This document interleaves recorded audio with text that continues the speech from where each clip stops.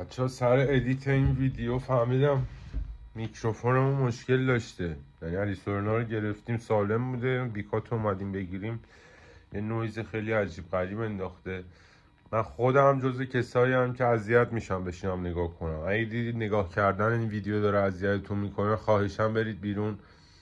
دوست نداشتیم به دستتون برسونیم یه همچین کیفیتی ولی هر کاری میکردیم کثافت کاری میشد و این موضوع رو از دست میدادیم. ولی بازم میگم خواهشم اگر اذیتتون میکنه اصلا نگاه نکنید. از 2 ماه پیش هم میخواستیم میکروفون بگیریم، یه ذره وضعمون خراب بود، اجارمون یهو چند برابر شد، مجبور شدیم هر کاری میخواستیم بکنیم و بدیم پای اجاره. سر همون سریمون رو میکنیم ان شاءالله هفته بعد میکروفون جدید بیایم که از خجالتتون در بیایم. جواب آقای ضرب دهانی رو توی جمله بدید. ضرب دهانی چی هست؟ کی؟ آتخمی؟ چرا این کار میکنم اصلا؟ جواب خاصی نداریم واقعا. اگه واسه کسایی که نمیدونم، ما چون اینجا جای رک صحبت کردن، کیا رکنی با فرهنگ صحبت داشتن، یعنی برنامه داشتن، آخرش یه تیکه به کل ریاکشن کارا اسم میکنم انداخت یا با یه شخص خاصی بود، ولی کلا نسبت به محیط کاری خودش و همه این چیزاش حس میکنم شوخیش اگه قرار بود شوخی تو مایه فرهنگ تایپ باشه نشست، اگه قرار بود جدی باشه که اصلا یه حرف بی ربط بود. چیز خاصی ندارم. آره ولی در کل من هم خودش و هنرش و همه چیشو خیلی دوست دارم. واسه همین خیلی عجیب بود واسم. حرکت اینستاگرامی کرد. شوخی کامیونیتی اینستاگرام بود. داشت سروش لطفاً چالش رپی بریم با هم، مثلا تو فقط بیت و کارو پلی میکنی، آرمین باید بگه ترک مال کیه و اینا. حتما باحاله. چرا که نه. آره دمت گرم. باحاله. چرا انقدر خفنید؟ فدات شم. فدا. ولی فدات شم. جمله توه دیگه. چرا انقدر خفن؟ نمیدونم. آره حالا تا اینجا خیلی هم میگن چی داره میشه، همینجا فقط یه توضیح بدم که چی قراره بشه. بریم سوال بعد. والله داداش سوال خاصی نداریم واسه تحلیل آلبوم سورنا. بهرام بهم یه مختصر توضیح دادی ولی میشه دلیلشو بگی؟ به احتمال زیاد با توه. آها احتمال زیاد منظورش اینه که چرا ریویو آلبوم خون و خورشید رو نرفتید. من توضیحی که بهش دادم گفتم نسبت به ویوهاش فهمیدم همه اونقدر دوست ندارم. اصلا من حس میکنم من خودم شخصا دارم میگم اون تو بازی چیزتر بودی. من خیلی پرت و پلا بودم. نه اوکیه چون نظره اوکیه. نه خودم هم دیدی حال نمیده، هم باید بشینم یه کاری که حال نمیده بهم انجام بدم، هم ادیتش بکنم، هم اونو به عنوان یه پست بذارمش تو جایی که هر روز میشه دیدش. بعضی موقع اینجوری اصلا دیوار جلومه. آره پشمام. همین چهارشنبه‌ای داشتم به حرکت فکر میکردم که بهت پیشنهاد بدم. دمتون گرم خیلی حرکتو که گذاشتیم. چرا مشکی و راسا جدا شدن؟ نه این حرکت منظورش اینه که کوئسچن باکس بذاری که این حرکتو چرا مشکی و راسا جدا شدن. ببین اینو که من نمیدونم، فقط یه چیز دیگه هم نمیدونم چرا همه از من و تو دارن میپرسن. آره من یهو اینجا خوندم چون نزدیک مثلا 400 تا سوال پرسیدین، 390 تاش مشکی و راسا. آره دمتون گرمه. چرا از ما میپرسین؟ آره. انتظارت از من چیه؟ آره. انتظارت از آرمین چیه؟ من که واقعا نمیدونم. میدونستم هم وقتی خودشون پابلیک نکردن که من نمیام بگم، فرقی پس نمیکنه. میدونه حاجی میدونه. میدونه چی میدونه. ولی راجبش صحبت میکنیم بعد سوالا. کلا میخوایم بپردازیم به مسائل مشکی و راسا و یه سری مسائل، اطلاعات دقیق، حرفایی که رد و بدل شد بینشون تو تلگرام که ما نمیدونیم 100 با هم، ولی وقتی شروع شد که این صحبت ما از هم جدا شدیم تلگرام ها شروع به فعالیت کردن و کل تلگرام مشکی پاک شد. یعنی کل پستاشو پاک کرد، از نو شروع کرد و یه سری خبرهای جدید که موزیک ویدیو حال میام دیگه جلوتر. ریست فکتوری. آره روزگارمو سیاه کردین سر آلبوم گوز. حداقل وایسمو پلی کنیم بچه‌ها گوش بدن. وایس کدومه؟ نمیدونم یکی از بچه‌ها احتمال زیاد وایس داده که تو رو قرآن برید گوزنو، ولی داریم امشب یه آخه که بچه‌ها میگفت هر روز گوشی میخرم گوشیو میخونم. همونه فکر کنم نمیدونم. وای اگه همونی که خیلی وایست خیلی کره بود. مردم واسه وایست خیلی. نظرتون راجع به نمیدونم چیز می‌خواستی بگی؟ نه. همینجوری خسخولی.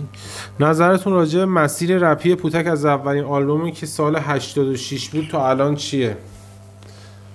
پیشرفت عجیب و غریب. حقیقتشو بخوام بگم من نزدیک به 9 سال پیش توی اپ استور کار میکردم. یکی از بچه‌هایی که تو اپ استور بود یه تایمی هم با هم فیلم بردارم بود، یه کارهای فیلم برداری و ادیت همون میکرد، حمید. اون پوتک خیلی گوش میداد، اصلا من نمیشناختم شخصی به اسم پوتک، به والله تعارف نکنی. داشت 9 سال پیش موقعی بود که پوریا یوتیوبش رو استارت زد تازه، ولی باز تو یوتیوب هم مثلا کسی یوتیوب نگاه نمی‌کرد اون موقع. من 5 سال 4 سال یوتیوب شکل گرفته واسه همه. گوش دادم تو این تاپ بودم که چی داری گوش میدی. همون لحظه ها ترک‌های خفن اوج همه اوجیای رپ فارسی بود، همه داشتن به بهترین شکل میترکوندنت. هرچی اومد جلوتر که دیگه یه تایمی که اصلا گوش نمیدم. از یوتیوب بخوایم بگیم فکر کنم بهتره، یعنی نمیگم نصف ولی مخاطبای رپ فارسی اسم میکنم از یوتیوب به بعد خیلی با پوتک جدی‌تر خیلی تاثیر گوشش دادن.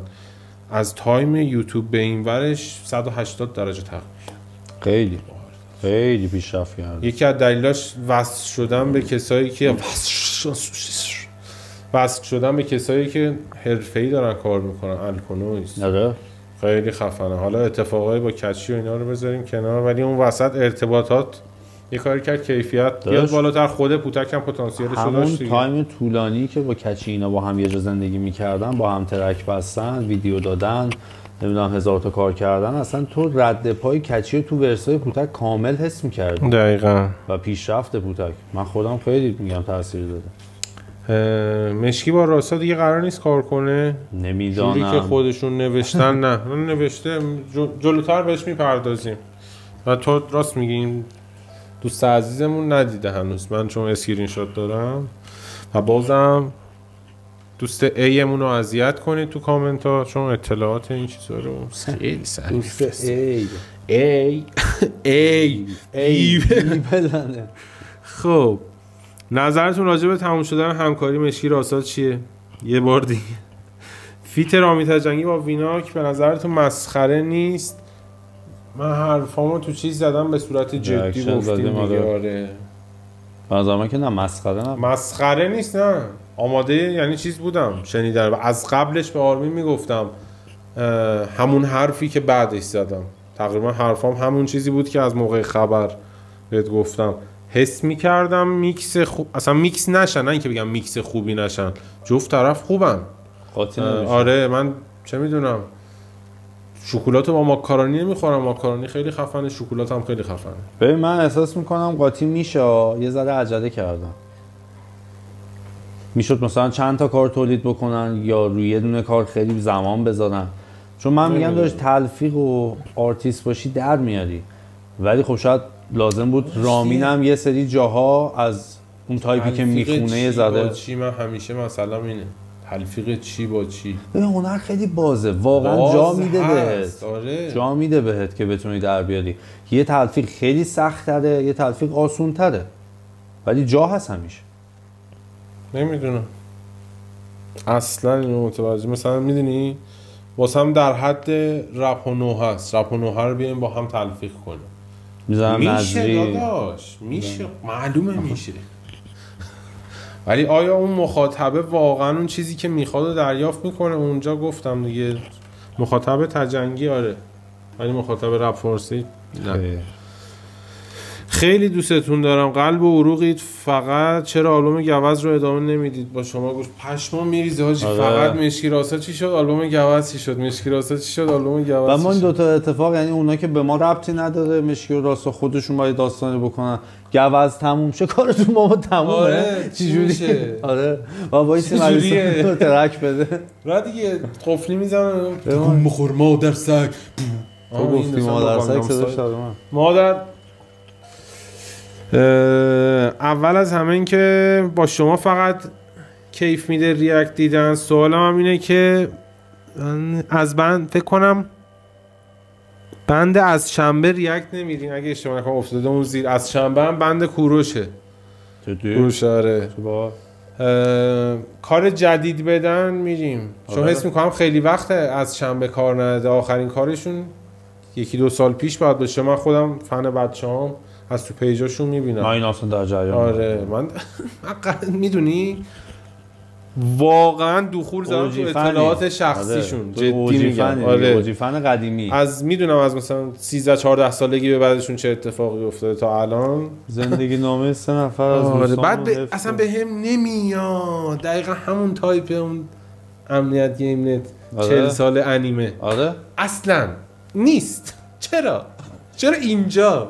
چرا تو خلوت نه؟ چی واقعا میتونستم اینو بشینم براتون توی یه دونه ویدیو بگم تو چنل خودم که اصلا چقدر صدف و دوست دازی، یعنی تو نوشتنم نتونسته درست بنویسه، سعی نکرده ببینم چی مینویسه، حرف که نمیتونم بزنم. بفرمایید. خیلی زیاد عزیزم. شماها خیلی خفن هستین 3 نفرتون. چرا؟ این یکی هم ننم قربونت عزیزمی. تاج سر عزیز دلم. چی بگم نه دیگه شده دیگه. تهک منظورش اینه که تهم همینه. سینا تهم هم بله همین.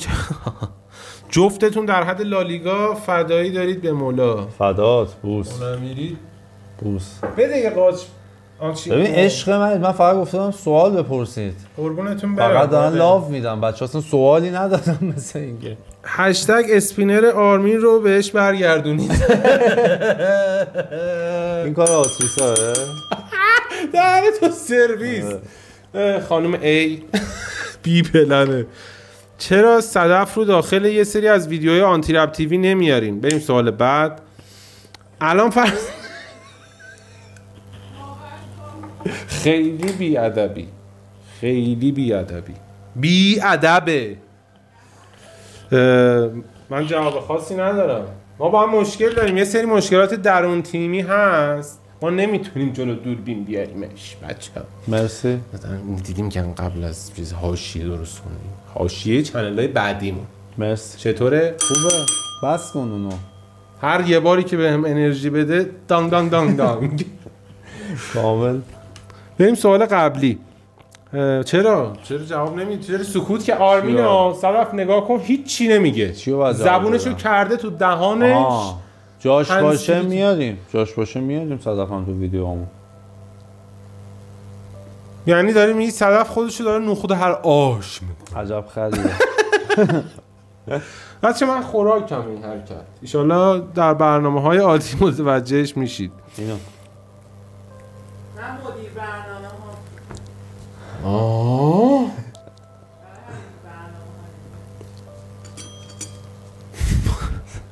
الان فرض کنید این سوال تکراریه که شما داخل ویدیو آرش کردن سروش بهش جواب دادین و لینک ویدیو رو بزنین، بقیهش نیفتاده تو سوال. شرمنده. از چه رپرهای یا ترک‌های متنفرین، یا بهتر بگم از اونا بعدتون میاد و چه رپرهایی رو خیلی دوست دارین و بهترین ترک هاست مثلا براتون؟ ترک ها و رپر مورد علاقه. ببین واسه من از اون رخای اسکولی نگیر که فقط هم الان نه حمید صفتو بگی، یا به قرآن پا میشم میرم. مثلا چیزی مگه دارم بگی رپر بعد حمید صفتو چیزی راجع به حمید صفت نگو. خب الان تو تنها نیمیه که استفاده میکنی خیال راحت. دیگه خسته شدم 1.5 سال فقط یه اسم جدید بهمون بگو، بچه‌ها منتظرم. من که میگم، من بگم ممزی افتضاح. آخه ترک خوب داره. کی؟ ممزی. کی؟ از پوتک پخش کرده بود با ویدیوش های کردیم، خودش هم خوب بود. خداییش خیلی خوب. میگم کاری ندارم، فقط همون. دیگه چی؟ خب ما همونا رو گوش دادیم. شاید آخه میدونی کاراکتر برام به هم میریزه، دیگه به هم میریزه. ربطی ندارم. آخه کارش هم خوب نیست دیگه، ول کن دیگه، اذیت هم نکن. نسبت به تعداد نظر منه. اوکی، نسبت به تعداد کاری که داده کار خوب کم داده. نسبت به پولی که داره، چون میگن تو الان خودت جزو کسایی هستی و چند نفر رو میشناسیم مطمئنیم دریچه پول آغاز شه خیلی چیزای عجیبی آغاز میشه، ولی اون این دریچه پولشه باز. باها تو آره من انتظار دارم همه کار شبیه اون باشه، همه کار ممزی تو اون. خودم اوایل یادت ریاکت میرفتیم، آره هی رفتیم دیدیم چی بگیم ناراحت میشه. خوب دیگه. بعد شما بفرمایید منتظریم بچه‌ها.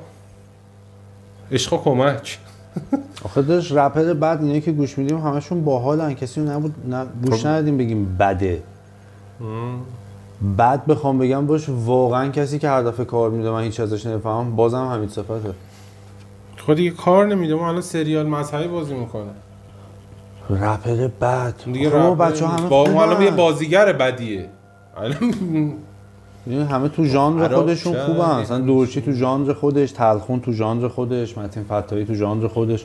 بچه‌ها همه واقعا خوبن، به خدا چیزی به ذهنم نمیرسه بگم خب. فلانی بده. پس ببینید بچه‌ها رپر خوبم که آجی معلومه دیگه من کیا رو دوست دارم. سری بعد این دیگه. سوالو تو ذهنتون باشه که من با مجازات اینو میپرسم که خیالم راحت بشه، حداقل مجازاتش میکنم، یعنی ساده نگذری. واقعا نیست. خب واقعا مجازاتت میکنم. به قرآن باشه میگم. خب میگم مجازاتت کنم که حال کنم. خب اگه نگو. اوکی مجازات کن چون من نیست. واسه یه برنامه‌ای تو همون برنامه هم بیریفلا مجازات دیگه بکن. میدونم، میخوام یه مجازات باشه. آها سر همون میگم. و اینکه آرمی فدایی من بعد این پیشرو آره جیدا بیگ شگی زیادن. هوداتکا نمیدونم حس میکنم زیادن بخوام بگم. حسین تی ام یه سری جاها، خود حسام یه سری جاها، با حال علی گرامی، سجاد نمیدونم. ببریم یه ذره سوال تو دقیق تر بکنیم. تو یه اتاق من تو رو تنها میذارم با یه ضبط و یه ترک. اون ترک چیه؟ از جای بچه‌ها رو خودم این شکلی بپرسم. قاعدتاً یا از فدایی ایرانی ها، ایرانی یه دونه انتخاب کن. خودم فدایی. الف. رپر الف. آره. الفو دوست دارم. من نابغه ها، پیشرو، ساتراب، قدر. آقا مثلا اوجی. بگو اینجا داری اگه اوجم بود دیگه آره. اوج نبود. ساتراب و پیشرو، قدر. شغال که خود رضا بود. شاید اوجم بود نمیدونم. بزرگترین گروه رپ فارسی. آره اوجم بود. هیچ کس آره اون که اصلا آره تو اون که اوج بود. قدرم رساخر بود. بله. نابغه ها. اتفاق اشتباه اجدها. بیتش خیلی عجیب، اصلا حال و هواش خیلی عجیبه اون ترک. داداش اون ترک رو واقعا باید روی ماشین امریکایی و کلاش پلی بکنی بعد بری. اون اصلا خیلی عجیبه واقعا. خارجی هم بخوام بگم استیل دره، استیل دره و اسنوپ. گل دره نداری. تا حالا چه عمل زیبایی یا غیر زیبایی داشتین؟ من ابدومینو پلاسی 360 درجه کردم. تنها عملیه که کردم. من دماغم شکسته نرفتم عمل کنم. چطور بود؟ دماغم الان در رفته. نکنید این برو نمیتونم زیاد نفس بکشم. این بر دیدم تو اینستا همین یارو جا میندازه 10 دقیقه. داداش اصلا میبینم سردرد میگیرم. خدا حاجی پشیمام ریخت. آره آرمین هم سر چیز این کارو کرد، یعنی زیبایی نبود، این عمل مجبوریا بود به خاطر کاهش وزن و اون پوستای عزیز بود. آره دور تا دورم پوست آویزون بود. چون بعضیا این کارو میکنن واسه چربی مربی و اینا دیگه. ابدومینوپلاسی نه فقط واسه کشیدن پوست. بعد آرمین چیز شده فقط یه بدی داشته، این که زیاد مثلا کشیدن دیگه یه سری چیزا جابجا شده. حالا میگی چی؟ کی؟ نمیدونم. بی ادب؟ من گفتم حالا دیگه آلبوم گوازو چرا زودتر نمیرین؟ قربونتون برم دیگه پشتین منو. به نظرت حالا که راسا و مشکی قطع رابطه کردن آلبوم مشکی چیکار میشه؟ راجبش صحبت میکنیم. یه دوست عزیز دبیرستانی بهش اضافه شده مثل اینکه. الان نظر شما نسبت به مشکی و راسا چیه؟ قربونتون برم میگیم. واقعا چرا اینقدر خفنید؟ به همه سوالامون جواب دادین که دیگه سوالی نمونده. دمتون گرم. بوس. چرا رپ بتل دانیال تضاد و داداش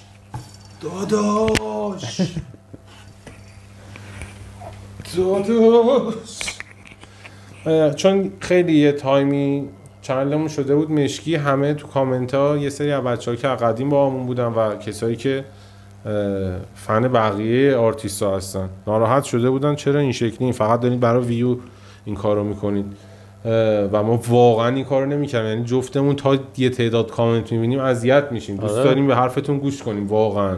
یعنی جزو فکر کنم تک کسایی هستیم بدون برنامه‌ریزی تا یه سری چیزا رو می‌بینیم می‌خوایم به حرفتون گوش کنیم. اونو بریم که حتی یه نفر 2 نفر هم هستین راضی بمونید.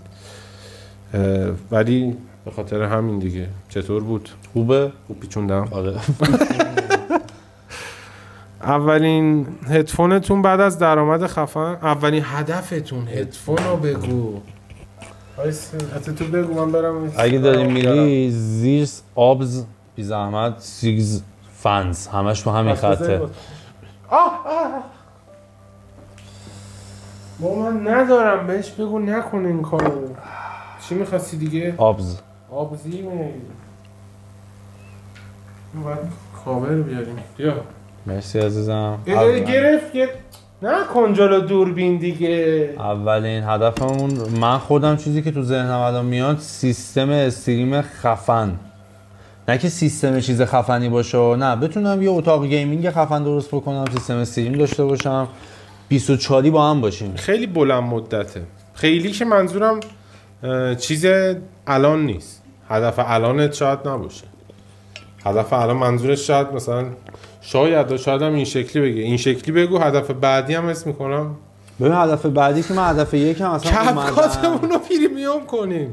هدف یکم که داداش من اومدم توی یوتیوب، هدف خودم این بود که بتونم، یعنی مک 100 فقط به خاطر پول بود. اصلا سیستم اینجوری نبود که فکر کنم من علاقه به این کار دارم. من می‌دونستم از دوربین خوشم میاد، اوکی هم میذاره فانم در همین حدا، ولی برم تو یوتیوب یه ذره پول در بیارم بتونم خرج رپم بکنم، یه گوهی بشم. اوکی. این هم همیشه جزو هدفام بوده. ولی اومدم تو یوتیوب دیدم حاجی اصلا به غیر از مایه‌ای که ازش در میاد، به غیر از سختی کارش، به غیر از هر چیزی، اولا یه کرم باحالی داره در این حد که 2 روز اگه جلو دوربین نیایم، یه روز اگه جلو دوربین نیایم جفتمون مثل خوره میخوریم. آره نسخیم. مثلا حاجی امروز ویدیو نگرفتیم اینجوریه، در صورتی که ما 1.5 سال هر روز داریم ویدیو میگیریم.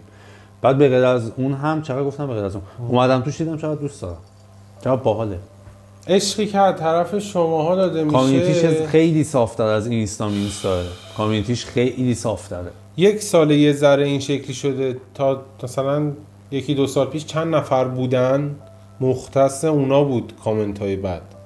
چه میدونم پیودیپای ایرانی یا کیودیپای. آره پیودیپای اون وری است. کیودیپای بود به خاطر محتوایی که تولید می‌کرد. مثلا 10 تا کورنستار. ولی آره چی آره بیاید با هم سبزی نزنیم.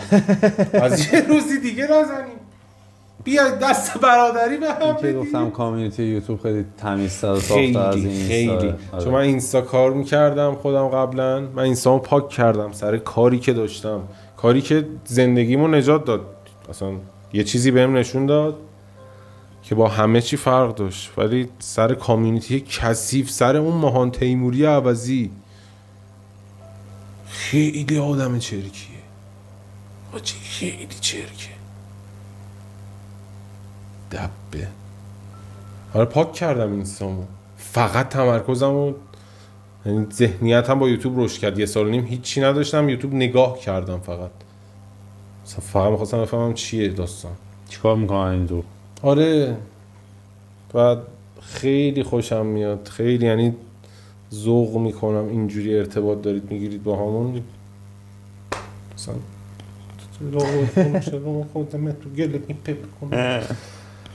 آره نگاه به قیافم نکنید. خیلی چی خیلی بریم سوال بعد. چی پسر خوبی. تاپ 5 آرتیست مورد علاقت؟ فدایی پیشرو، سورنا، هیچکس، 4 تا، پنجمی هم هیدن. لیتل کید، لیتل ناین، لیل کید، جی جی، سیجل. خدمتتون عرض کنم آخری سخته برام. من تو این شرایط نست یه لحظه بود. چرا میخندی؟ ماما اسبی نخند. شیهه بکش. نخند دیگه داداش. آخری بذار انتخاب کنم. حسین مختار. سوال بعدی.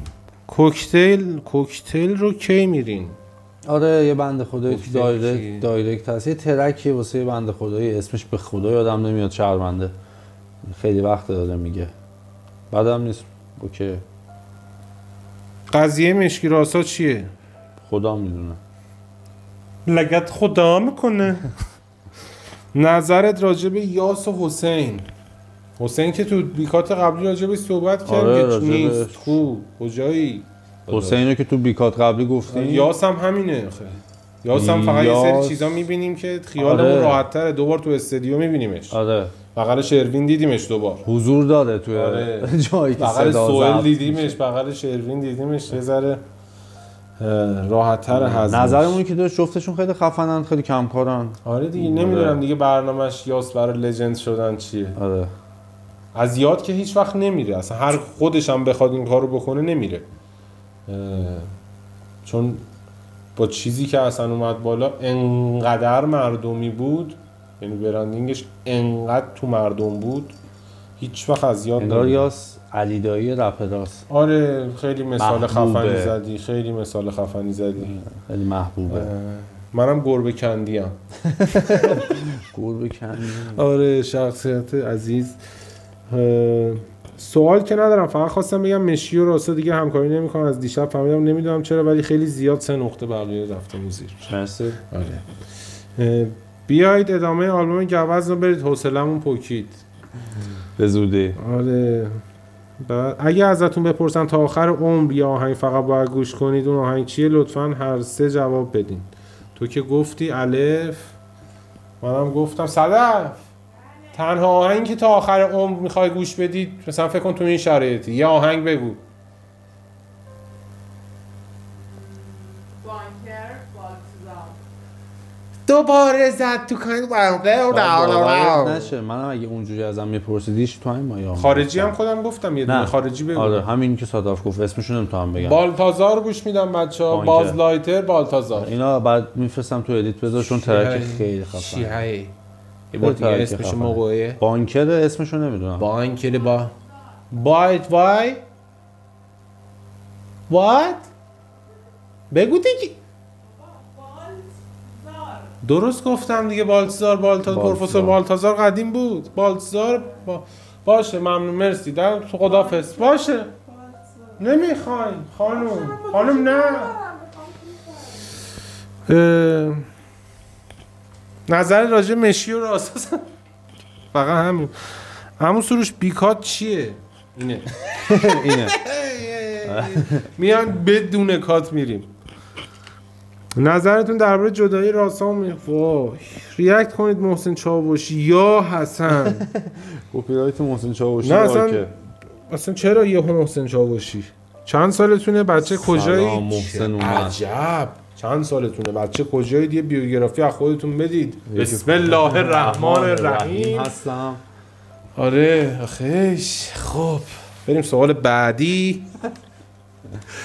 من دیگه تقریبا 32 شهر بیوگرافی که چی بگم، مثلا رپرم ورزشکارم. تهران دیگه اینم. آره تهران 32 شرق خدمت هم عرضم.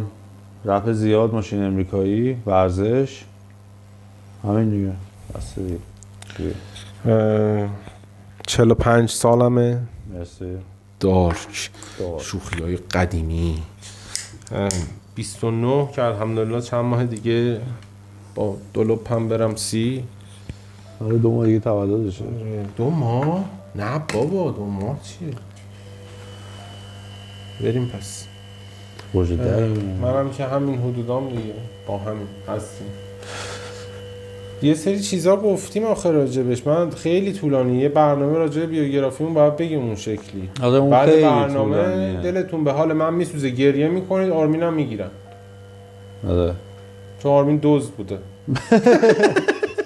دوست فکر کن خونه رو بودی قدیم مثلا با دیلم میافتادی به جون خونه ها. اشمام خیلی مریضی. من رفیق دوست داشتم تو دبیرستان خیلی دارک بودش، خیلی دارک. و بیوگرافی انشالله بعدن میگذره. چند سال دیگه میتونید زنده نگه دارید خودتون رو. هی میگذره سوالی بودین. میگذره چند سال دیگه میتونید زنده نگه دارید خودتون. هی نکنه نگران این ما زود میترکیم بدون ما اذیت میشه. تو رو خدا اگه اینجوریه بهمون بگو. هرچی هست که بوس بده. اگه اینجوری نیست خودتی بی خود میکنین. چی نوشتی داداش اون وسط؟ نوشتی سوال جواب میدیم فقط. نوشته بی خود میکنید. غلط کردیم. مشکی زد یا آشنا؟ گفتیم دیگه بهت ویدیوهاشو ببینیم. تو ویدیو گفتیم. سروش اسم آخرین دوست دخترت چی بود؟ چرا کات کردی؟ اسمو که شرمنده‌تونم به خاطر اینو دیگه همه میدونن پرایوسی اون شخصیت. ما هم که میدونید انقدر ویومون بالاست سریع میتونیم زندگی ها رو جابجا کنیم. آره. و اینکه چجوری بگم آخه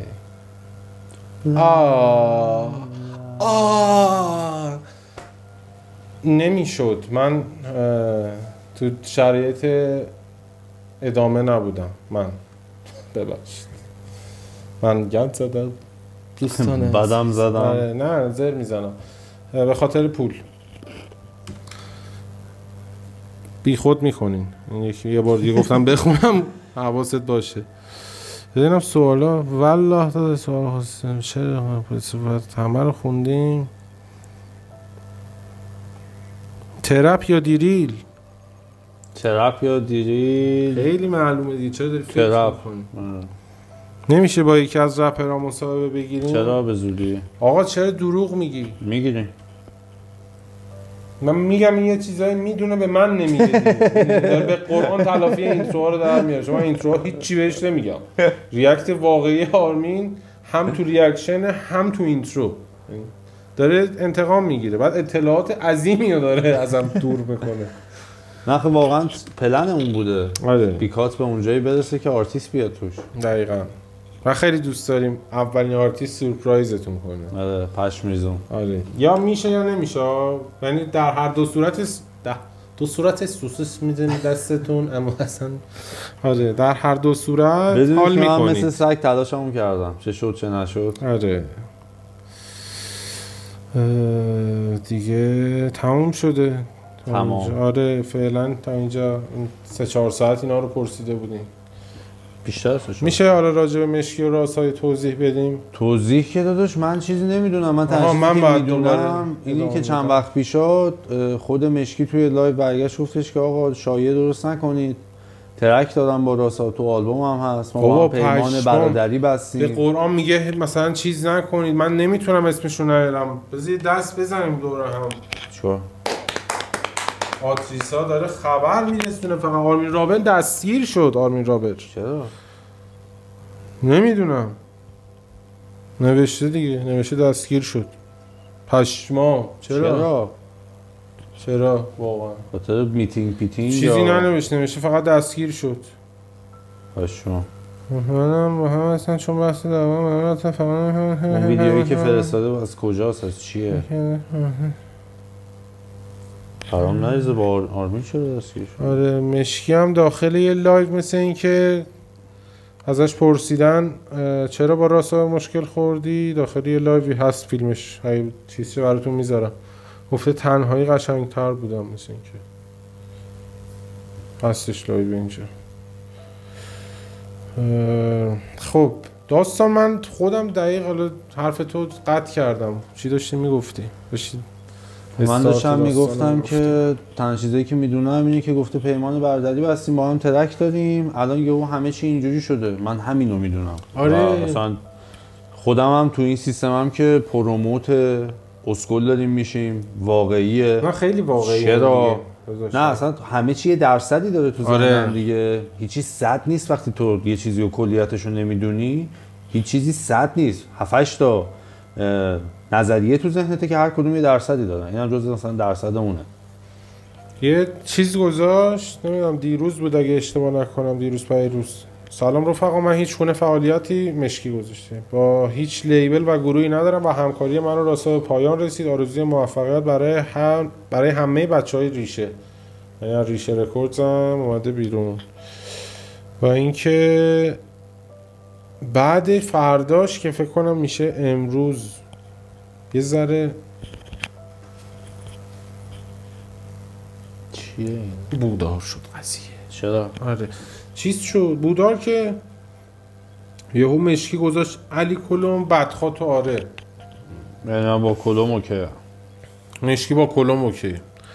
رفقا علی کلم رفیق منه، ما با هم به هیچ مشکلی نداریم، الکی شلوغش نکنید.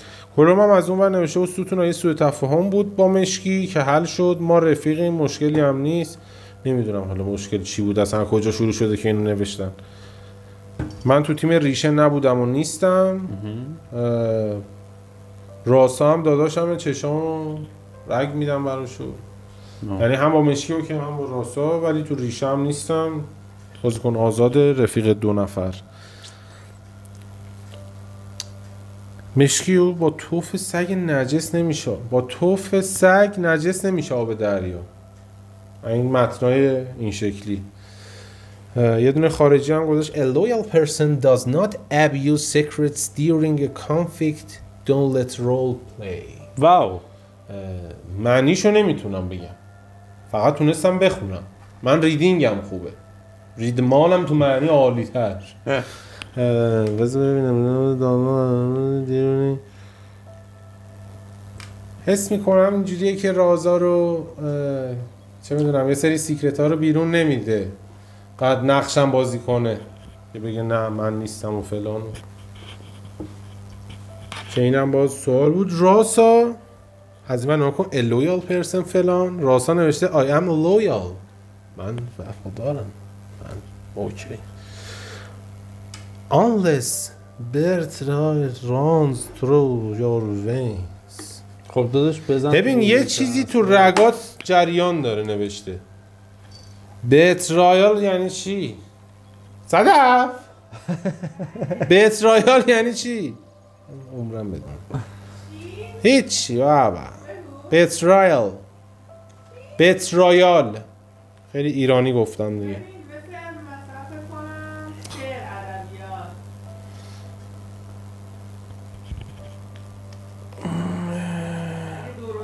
همونو کپی کنم. خیانت. آره نوشته من وفادارم، تو خیانت تو رگات جاریه. چیزیه که جناب راسه عزیز حتی آنلس نوشته. نمیدونم دیگه، گیر ندید دیگه. هست یا خیانت تو رگام جاری نیست یا خیانت تو رگات جاریه. هونوز پکیج خفنی بودم، من دوست داشتم بیشتر از آره حالا خارج از بشنوم این داستان. و هنوزم امیدوارم که همه چی شوخی مسخره باشه و یا اگه واقعیه زودتر با مشکلاتشون حل بشه یا هر چیزی بتونم با هم کار بکنم. حس میکنم این داستان کلم هم این پیام مشکی به این میخوره. تو که دنبال ویو برای مانیتایز شدن چنلتی بهت نمیپردازم، حالا خودت و دور و بریات خودتون رو پاره کنید. شاید کلم چون کلم هم یه وایس گذاشته بود راجع به یه سری همین حرفایی که جدی نگیرید خیلی ها رو، شاید از اونجا شروع شده و اینو زاده. بعد زاده آرمانی راست هم دوباره یه متن انگلیسی.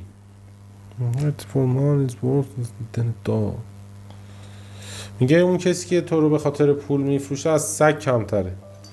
Small in town belong at the bottom of hell. The problem has nothing to offer.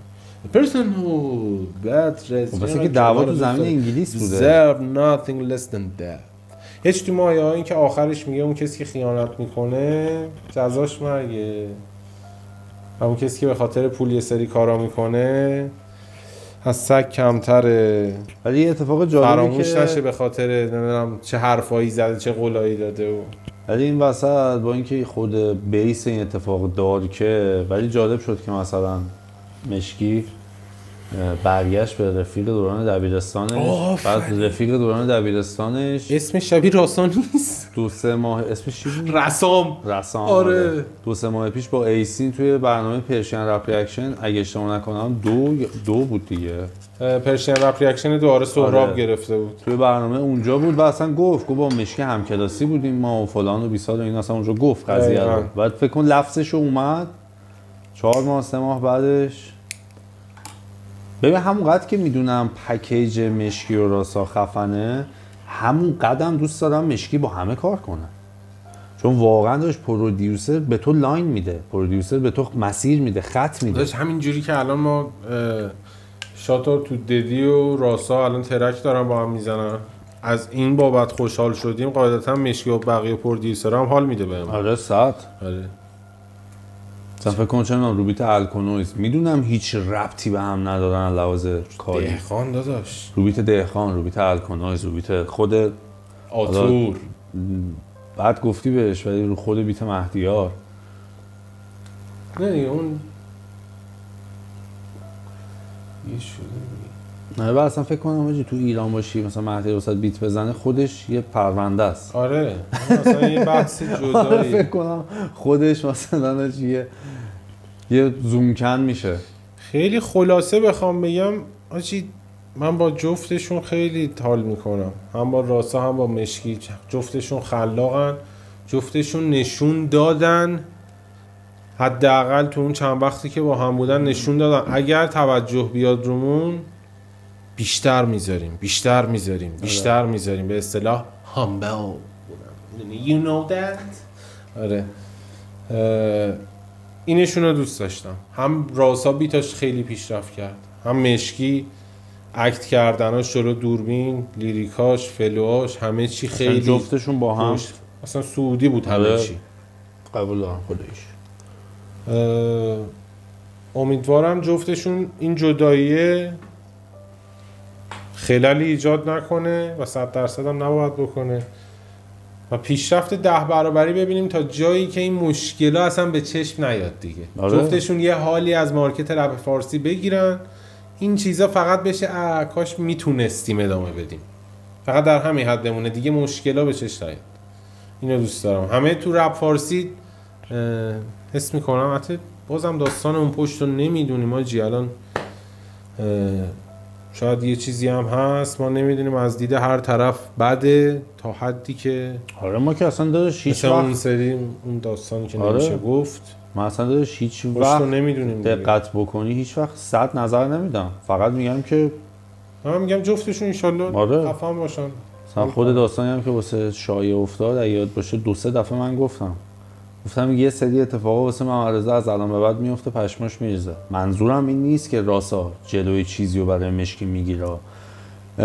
شما وقتی از اون انگار چه میدونم از بند خودت، از پکیجی که خودت ساختی میای بیرون و حالا چه خواسته چه ناخواسته سولو میشی، درخواست‌ها جدید میشه، اتفاقای جدید میفته که حالا شاید لایه اون اتفاقا یه سری اثرهای خفن تولید بشه. در اون صورتی که مشکی حتی تو این چیزی که داریم صحبت میکنیم یه سری‌ها رو مثال بزنیم، مثل مجهول واقعا جزو کسایی که من دوست دارم تغییر ببینم ازش. حس میکنم پدرام آزاد یه حصار دور مجهول تقریبا، با اینکه خیلی خفنه ولی اون تکرار اون ذهن پدرام آزاد فقط هست و اون ذهنیت باعث میشه مجهولم تغییر نکنه تو همون ذهنیت. داشت این اتفاق واسه خود من خیلی افتاد وقتی با احسان زیاد با راسا به یه اوجی رسیدم قشنگ. میدونی چیز تکراری و اینا ندادن، یعنی هنوز به اون تکرار نرسیده بودن. اصلا خب پیشرفت کریرشون خیلی متفاوته با این لحاظه. مثلا میگم پیشرفت کرده بودن، تکراری چیزی به گوشمون نه راسا رسون نه مشکی هم اوایلش آره یه ذره لیریکا مشکی تایپ همون فست خونی بود ولی بعدش اصلا یه فراز و نشیب خیلی قشنگ آورد تو داستان که باحالش کرد. دوست داشتیم بیشتر گوش کنیم، هنوزم دوست داریم. این ترکیب قشنگیه. امیدوارم کارهای خفنی ببینیم ازتون. آره. جواب بده. امیدوارم فیتای باحالی ببینیم، فیچرینگای باحالی ببینیم ازتون. محیط قشنگیه، زیاد به هم سخت نگیرید. اسم محمد رضا رو آوردیم مهمون بعدی این برنامه. آره. اینو نمیتونم بگم. چیزه اسم محمد رضا رو آوردیم، یه تیکه از تیزر ویدیوی جدیدش که قرار بیاد رو دیدیم. میگه مهمون بعدی محمد رضا، اینو نمیتونم بگم. آره یادم محمد رضا شاعر رو می‌خوایم بیاریم. آره من نمیتونم. میدونی داری به یه جای کثیفی میری دیگه، دوستان با مش بزن صورتت. من یه لحظه رفتم تو جلد مهران مدیری، تیزر خیلی خفن بود. آره دوست داشتم. اسم دوستمون محسن فامیلیشو دقیقاً یادم نمیاد، ویدیو قبلیش هم با همین دوستمون زده بود. دوست دارم شاتایی که میگیره و کارهایی که میکنه رو خوشم میاد. یه ذره داره تایپشو خیلی تهرون تایپ میکنه. تهرون ها تهران هم نه، تهران شمرون یه بار، الان یه جوری سیس دعواتوری بود و کرکرهای اون شکلی قدیمی و احساس میکنم محمد رضا رو امیدوارم، به غیر از اینکه احساس میکنم خیلی امیدوارم حسم درست باشه که از مینستریم داره دور میکنه این اتفاق. ترک قبلی که هم محمد رضا شنیدیم ترکی بود که تو شاید توی حضور جعفری یا حضور با اون اکیپ شاید یه همچین ترکی بیرون نمیومد، شاید. احساس میکنم این سولو شدنه باعث شده یه ذره از مینستریم بودن، یه ذره از فقط واسه گوش داده شدن، فقط واسه دوست داشتن ترک ندن. خیلی از آرتیست‌ها اینجوری هم میترسن. آره مینستریم نمیشه گفت، میشه ترک پاپیولارتر، میدونی انگار الان دیگه تلاشی نمیکنه واسه ترک پاپیولار دادن، انگار داره خودشو شو میکنه. من حس میکنم خودش پاپیولارتره. خودش باشه. آره خودش خیلی پاپیولارتره، دلتره. اتفاقا حس میکنم با جعفری داشت یه قشر خاص رو فقط هدف میگیره. آره. یعنی با اون برنامه ریزی، نگم اون داره میگه این کارو بکن. در نهایت که اون شعر از قلم نشر قلم از قلم محمد رضا میاد دیگه. آره. چپ منی راستت گل. من جفوچم. اوکی. بله. چرا هنوز رو سورنا؟ چرا هنوز استرس میگیرم آخه. آره. چرا میخواید سورنا رو از ما؟ خیلی جالبه. من قبل اینکه برنامه رو بگیریم بهت گفتم که میخوام راجع به سری چیزا صحبت بکنم، بهت نمیگم چیه. الان یادم افتاد که یه سری از چیزایی که میخوام بگم و تو اسم نداره آخر فرشاد گفت و الان اون چیزا رو میگم. شاید خیلی از بچه‌ها بگن که مثلا تو از رونا داری میگی، ولی به خدا این یه حس مشترکه، یه اتفاقیه که توی زمان به صورت مشترک افتاده. داستان کپی رایت بچه‌ها. بعد من نمیدونم قضیه چی جوریه، واقعا نمیفهمم. یه سری جا یه سری بچه‌ها هستن که درست دارن کارشون رو انجام میدن، حالا اس بی هم داستان میشه. یه سری از تیم‌ها درست کارشون رو انجام میدن، یه سری از تیم‌ها یه جوری ان. مثلا ما سر آلبوم زاد چرسی، من جالب بود واسم، رفتم تو پیج کسی که آلبوم واسش پخش کرده، دیدم ایمیل داره، دایرکت هم داره. هم ایمیل دادم، هم دایرکت دادم، هم روی استوریش ریپلای کردم، هیچ جوابی نیومد. ما هم یه ترک رفتیم، کپی رایتمون برداشته نشد، بقیه آلبومو نرفتیم. یعنی اگه اون کپی رایت اولیه برداشته میشد مطمئن باشید که ما کل آلبومو میرفتیم. ولی وقتی هیچ جوابی نمیاد من پشمام میریزه. بعد به غیر از اون یه جوری عجیب شده. من حالا کاری به این ندارم که قبلا اصلا داستانی به اسم کپی رایت ما توی ایران نداشتیم، همه چی ردیف بود، همه چی اوکی بود، فلان بود و اینا. چرا اینقدر سخت دسترسی بهتون؟ وقتی میای تو پیج یه آدمی ببینی شمارش هست، ایمیلش هست، دایرکتش هست، تلگرام، واتساپش رو با همون شمارش میتونی دسترسی پیدا بکنی، چرا اینقدر دیر جواب میدین؟ چرا جواب نمیدین؟ یه سری واقعا فست جواب میدم، مثلا زیر 24 ساعت سریع جوابتون میدن، تو میفهمی الان باید چیکار بکنی. حالا یا کپی رایت رو برمی‌داریم یا برنمی‌داریم. یه سری‌ها کلا جواب نمیدن که اون یه سری‌ها که بهت میگم اکثرا کلا جواب نمیدن. یه سری‌ها هم که خیلی باحالن، میگن کپی رایت دست ما نیست. فکر کن تو یه اثر میدی بیرون بهت میگن داداش این کپی رایتش دست کیه؟ ما نمیتونیم برداریم، دست ما نیست. بعد من اون لحظه احساس میکنم که مثلا یا منو داری گاو فرض میکنی یا متوجه منظور من نشدی. مگه میشه دست تو نباشه؟ پس دست کیه؟ زیاد نمیخوام الان باز کنیم چون یه حس میکنم اینی که من گفتم 2 سال حرفه. از 1 سال و نیم پیش رو دلم خیلی چیزا مونده به عنوان چیزا، نه واسه خودمون دوست دارم اتفاق بیفته ولی به دیده یه صنعت نگاه کنیم. ما همونایی هستیم که اون شخص دوست داره یه آزادی باشه، اون شخص دوست داره توریستی باز شه ایران، اون شخص دوست داره 1000 تا اتفاق صنعتی تو ایران بیفته، تو صنعت خودش تریبون و قدرت میاد دستش، همه راه‌ها رو می‌بنده. آره. پس این یه حس میکنم یه ذره صحبت تخصصی تر هم میخواد به عنوان یه کسی که هم مخاطبشیم هم دیگه باهاش داریم کار میکنیم. آقا چه بخواین چه نخواین، چه بپذیرین چه نپذیرین، چه هر دیدگاهی که میخواین داشته باشین، ریاکشن به رپ فارسی خیلی کمک کرده. نمیگم ما کاری کردیم، خیلی از بچه‌ها هستن قدیمی ان خیلی سال دارن کار میکنن، مطمئن باشین همشون یه کمکی کردن. ما کاری نکردیم اصلا، چیزی نداریم به غیر از اون. عشق شما فقط هست. یه پکیجه بچه‌ها، رپ، ریاکشن، موزیک ویدیو، شیر شدن، سئو کردن اون اسم، زیادتر شدن اون اسم توی پلتفرم باعث شیر بیشتر نشر دادنش میشه. جایی که میخوام چیز بدم، میخوام فارسی حرف بزنم میرینم. آره بیشتر میتونیم پخشش بکنیم اینجوری. بعد حالا مثلا میگی نه آجی کپی رایت دست ما نیست، یا مثلا جواب نمیدی. من اصلا مشکلی ندادم، چون اون کار باعث میشه که اون آرتیست از لیست ما خط بخوره، به خاطر اینکه من اصلا نه با درآمدش نه با ویوش نه با هایپش با هیچ کاری ندارم. حس بی احترامی بهم دست داده میشه. من فقط با این کار دارم.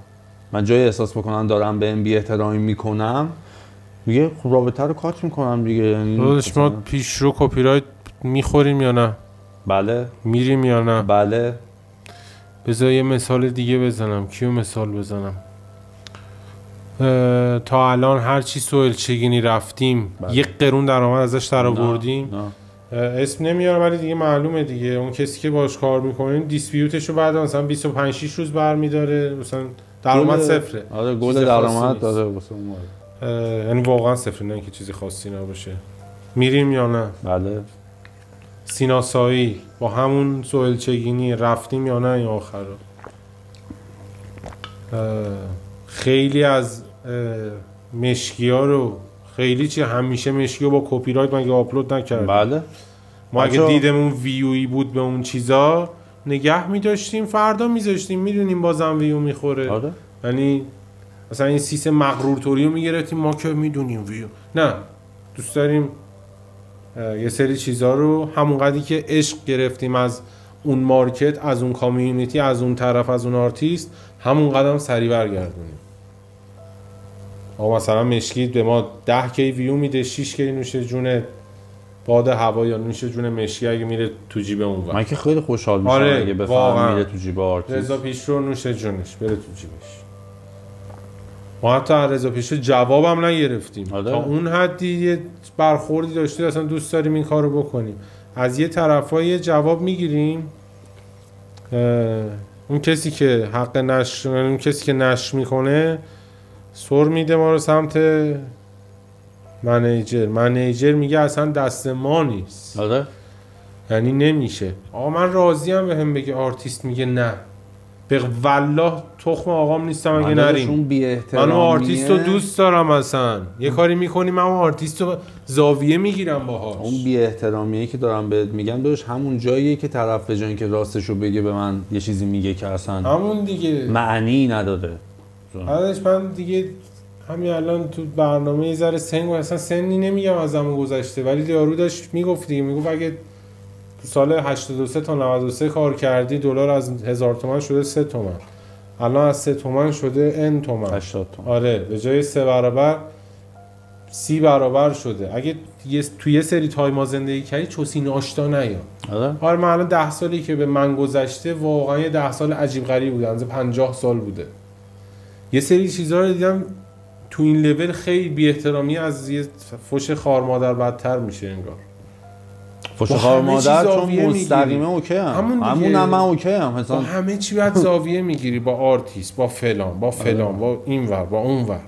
داستان چرسی رو میگیریدش اصلا مگه میشه؟ پشمام ریخته بود تاجی. اتفاق خیلی افتاده ها بچه‌ها، چرسی چون تازه بود به ذهنم رسید. آره. این اتفاق خیلی افتاده. بعد من، شما شاید در جریان نباشین، سروش خوب میدونه، من اگه قرار باشه با کسی کانکت بشم همه سوراخ‌های کانکتینگ به اون آدمو چک میکنم. این نیست که بگم دایرکت دادم جواب نداد، ایمیل دادم جواب نداد، بیخیال شدم. ما اکثرا آرمین بعد دایرکت تازه شروع میکنیم، میگیم ورود زدیم برای صحبت. بعدش میشینم فکر میکنم با اون آدم چه کانکشنایی دارم که میتونم به اون شمارهشون رو دارم، میتونم زنگ بزنم بگم فلانی تو که فلانی رو فالو داری، میشه مثلا بهش بگی دایرکت چک بکنه، یا آیدی تلگرام بفرسته من باش کانکت بشم، یه جایی بشه با هم حرف بزنیم. بعدش میبینم اونم میگه حاجی نه همون دایرکت رو جواب میده اوکی ردیف منم کانکشنی ندارم، دیگه میبازم خودمو. کسی نه جواب شخصی بده به کسی. یا دو تا استوری بذارید هایلایت کنید آقا برای ریاکشن کارا ما 2 نفر رو برمی‌داریم، هیچ کس رو بر نمی‌داریم. آقا ما با 10 نفر مشکل داریم. آقا صفر خلصه. آقا هر کی میخواد هر چرت و پرتی بگه من فقط با اون مشکل دارم. همینقدر ساده است دیگه. بعد کسی با کسی نمیخوای مشکل، اصلا داشت ما مشکلی نداریم. هیچ مشکلی هیچ کس با هیچ کس نداره. جوری برخورد میشه انگار ما داریم مشکل درست میکنیم و شما بدجوری با ما مشکل دارید. آره هیچ وقت به خدا از سمت تیم ما نه بی‌ادبی نه بی‌احترامی نه مشکل از سمت ما هیچ وقت نبوده. آره اگه کانتنت هامونم یه ذره چیز خواهش میکنم 4 تا ویدیو از همون ببینید چقدر ما شوخی میکنیم، انتهای ویدیوهامون هم ببینید چقدر جدی راجع به کارا نظر میدیم. آره جزء برندینگمونه، تایپ شخصیتی مونه. آره تایپ همون جوریه که هستیم. دوست داریم اینقدر راحت بتونیم با همه ارتباط برقرار. چرا من باید با آرتیست مورد علاقه‌م گارد باشه اصلا بترسم؟ مثلا رضا شاه وایساده جلو آداش میگم من بنز تو کوره مثلا این کارو کردم، بذار راحت باشیم دیگه. اسمش هم دوباره میارم، خیلی حرف باحالی زد فرشاد. برگشت گفتش که چرا پس اگه قرار بود الان به این مشکل بخوریم، چرا قدیم اینجوری بود که همه چی ردیف بود، کپی رایت های ما برداشته میشد، اصلا احتیاجی نبود پیگیری بکنیم فلان بیسار اینا. الان رفتیم تو این فاز که من میذارم میفرستم هیچ کی هیچ ریاکشنی نشون نمیده، کپی رایت منم میمونه. خب منم نمیرم، دیوانم مگه برم؟ فرشاد حاجی من بهش برخورده بود، میگه من تلاش کردم واسه اینی که شماها اصلا بگو 10% تلاشمو کردم که تو یه ذره بیشتر شنیده شی. همینو میخواستم بگم، امیدوارم باز کسی ناراحت نشه. میدونیم همه چیزی که ثبت شده. فرشاد تلاش نکرد، فرشاد واقعا زحمتشونو کشید. آره آرتیستایی که دوست داشت و واقعا داداش هر کاری که بلد بود کرد واسه شون. داداش من خودم شخصا مطمئنم خیلی بچه‌ها با من این شکلی بودن. گاتپوری رو با فرشاد گوش دادیم، چه میدونم هیپاپولوژیست رو با فرشاد گوش دادیم، دورچی رو با فرشاد گوش دادیم. آقا بپذیریم دیگه، همینه، همینقدر ساده است. اونم پتانسیلش 100 بوده راحت. فرق حالا نمیدونم آینده چه اتفاقی میفته، ولی بیگشگی این اتفاق به تازگی براش افتاد و فرشاد یه هایپ لحظه‌ای و خودش هم شروع کرد ادامه دادن. نیم دراپش به فرشاد بود، 4 تا حرکت زد، اومد اسم داره و فلان و بیسار. همینقدر ساده است این صنعت. آره ریسپکت تموم شد رفیقیم.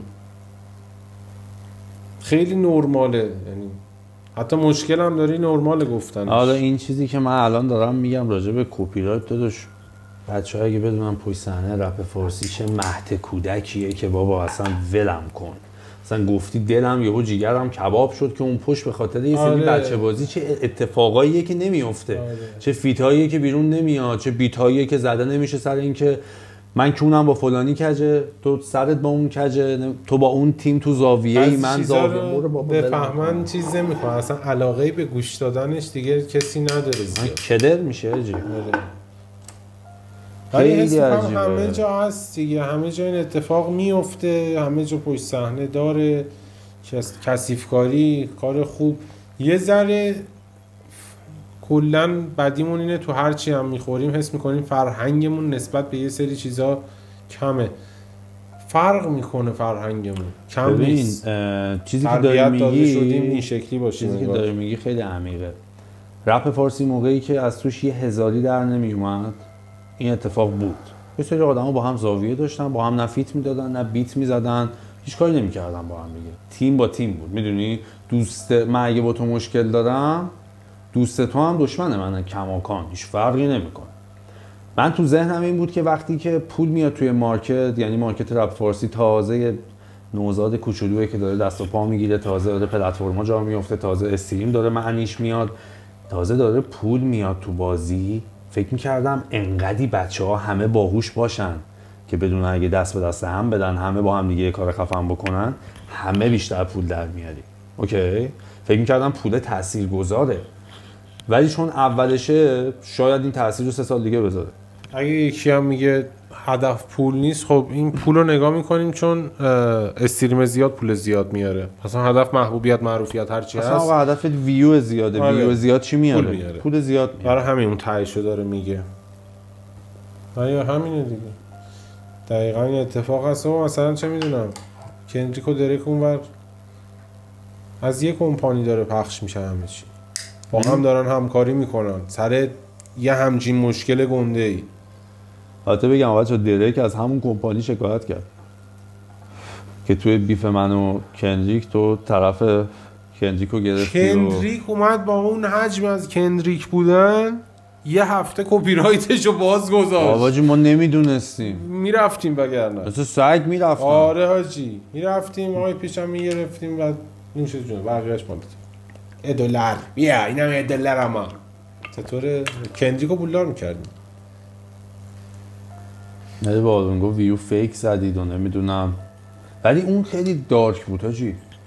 وایس میگرفتی مثلا تو اسپاتیفای میگفتی اینو واسم پلی کن، مثلا تو اسپاتیفای میگفتی شماعی زاده پلی کن، دونات لاکاست پلی میشد. بعد این خیلی ویدیوش وایرال شد، یه نفر 2 نفر هم نه، که اصلا میگن شما سیستم AI رو دستکاری کردین که هر کی هر چی سرچ میکنه یه سری حروف بیاد این پلیشه. کله بشه درک دیگه. کله بشه چرا؟ بشه دیگه. نه آرتیست خوبیه بابا، آرتیست باحالی. من کاری با شخصیت و کاری که میکنه ندارم. فیوچر دریک نه آرتیست خفنیه. بس فیوچر رو هر ولی گوت همشون که تو ذهن من تو همه این سالها کانی وست بوده. اون اصلا دیوونه است داداش، اون دیوونه است، اون مریضه داداش. میاد تنهایی با یه دونه آلبوم هر سال مارکت رو عوض میکنه. آره. میدونی یعنی چی؟ میای لای مترو بومین و تونیوان، نمیدونم حالا کسایی که شبیه مترو بومینن اسمشون الان همه یادم نمیاد، میای لای اونا یه تایپ بیت میزنی، همه میگن آجی مگه قدیمی نبود، با چی تلفیق شده، این چیه اصلا؟ بیس پرو میذاری اون پشت کل فضا بیس. خفن. نداریم دستش، نداریم بداش. چند سال شما با به خدا کندریک ترک داده، میگم کندریک کانی وست ترک داده واقعا مال 7 سال 8 سال پیش پلی کنم اصلا باورتون نمیشه این تایپ بیت اون موقع زده. اصلا یارو یه دنیای دیگه است.